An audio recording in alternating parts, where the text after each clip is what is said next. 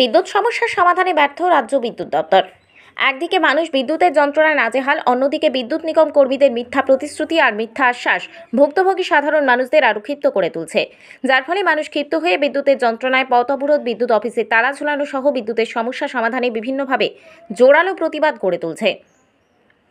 ঠিক একইভাবে রানীখামার ঝরঝরিয়াস্থিত সূর্যমণিনগর বৈদ্যুতিক সাব ডিভিশন অফিস সংলগ্ন এলাকায় গত 4 দিন ধরে বিদ্যুৎহীন অবস্থায় ভুগছে। বিদ্যুতের অভাবে ওই পাড়ায় মানুষ পানীয় জল সংগ্রহ করতে পারছে না। তাদের পাড়ায় বিদ্যুতের সমস্যা সমাধানের জন্য স্থানীয় আমতলী বিদ্যুৎ নিগম অফিসে এবং বিদ্যুৎ নিগমের টোল ফ্রি নাম্বারে তাদের পাড়ার বিদ্যুৎ সমস্যার কথা জানালে তাদের সমস্যার সমাধানে বিদ্যুৎ নিগম কর্মীদের পাঠানো হচ্ছে বলে মিথ্যা আশ্বাস দিয়ে চলেছে।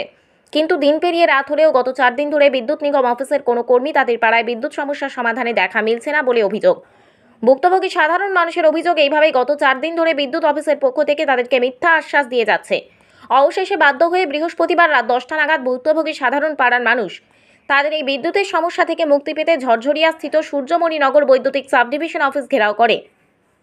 বৈদ্যুতিক সাব ডিভিশন অফিস থেকে তাদেরকে বলে দেওয়া হয় তারা কি অফিসের ভেতরে বৈদ্যুতিক টেকনিশিয়ান বিষয়গুলো দেখে এলাকার বৈদ্যুতিক লাইনের সমস্যাগুলির বিষয়ে তারা অবগত নয়। পরে উত্তেজিত এলাকাবাসীদের তরফ থেকে যোগাযোগ করা হয় আমতলী বিদ্যুৎ নিগম অফিসে এবং বিদ্যুৎ নিগমের টোল ফ্রি নাম্বারে, কিন্তু তারাও অন্যান্য দিনের মতো আবার মিথ্যা আশ্বাস দিতে শুরু করে। তাতে স্থানীয় এলাকাবাসীরা আরও ক্ষিপ্ত হয়ে ওঠে। স্থানীয় এলাকাবাসীরা জানিয়েছেন শুক্রবারের মধ্যে যদি তাদের বিদ্যুতের সমস্যার সমাধান না হয় তারা আরও বৃহত্তর আন্দোলন গড়ে তুলতে বাধ্য হবে। কি সমস্যা এখানে কি লিগাইলেন আপনারা?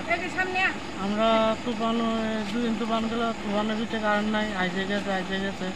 তারপর তুফান বর্ধমানের পর থেকে আজকে 4 দিন হয়েছে, আজকে অব্দি আমরা পুরো এরিয়াতে কারেন্ট নাই। আমরা 19-12-তে কল করছি। প্রথম তুফান যখন বদ্ধ হয়েছে তখন তো কল করে না, তারা খালি নাম্বার কল করার পরে নাম্বার বিজি একদিন গেছে নাম্বার বিজি হয়েছে।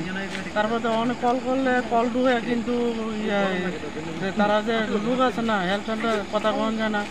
আমরা যে আইডির মাধ্যমে আমরা কমপ্লেন জানাইছি ওরা তারা উল্টা রিটার্ন কল করে আমরা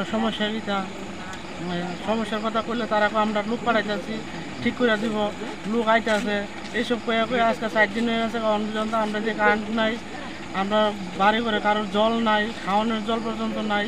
আচ্ছা 4 দিন ধরে আমরা ঘুম নাই, রাত্রেবেলা গরমের যন্ত্রণা, কিন্তু আমরা কোনোখানে এটা সংশোধন পাইতেছি না। এরপরে আমতলির অফিসের স্টাফের নাম্বার নিয়েছিলাম আমরা এই অফিস থেকে, ওই জায়গাতে ফোন করছি বলে তারাও লোক পাঠাইব আইব কয়ে আমরা ঘুরাইতেছে। আর এই কারণে আমরা বাধ্য হয়েছি অনেক সবাই মিললে এই কারেন্ট অফিসে আছি, এটা একটা সলিউশন লেগে আছে, এটা আমরা কারেন্টটা কীভাবে আমরা পাইতে পারি। তো কি সমস্যা এখানে, মানে কি জন্য আসলেন আপনারা? আমাদের বাড়িতে আজকে 4 দিন ধরে কারেন্ট নেই, এই জন্য এখানে এসেছি। মানে আজকে যে এখানে যে আসছেন এটা কোন জায়গায়? এটা সূর্যমণিনগর পাওয়ার সাবস্টেশন। মানে কতদিন ধরে নেই কারেন্ট? 4 দিন ধরে কারেন্ট নেই। তো এখানে আসার পরে তারা কি বললো? তারা একটা নাম্বার দিয়েছে, ওই নাম্বারে ফোন করলে ফোন তারা ধরে না। তো আপনাদের ইলেকট্রিক অফিস কোন জায়গাতে? আমতলী। মানে ওইখান থেকে কেউ আসে না লাইন ঠিক করে? 19-12-তে ফোন করেছিল, ওরা বলে আসবো, কিন্তু আসেনি। তো এখন বিষয়টা নিয়ে কি যাচ্ছেন আপনারা? আমরা অতি সত্ত্বর যাতে কারেন্টটা পাই, রাত ঘুমাতে পারি না, বাড়িতে জল নেই, এই জন্য রাতের ঘুম হারাম করে এখানে আসা। কোন এলাকা মানে আপনাদের এলাকাটা?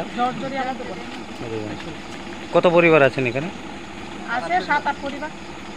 বাড়িতে বৃদ্ধ মহিলা, ছোট ছোট বাচ্চা আছে,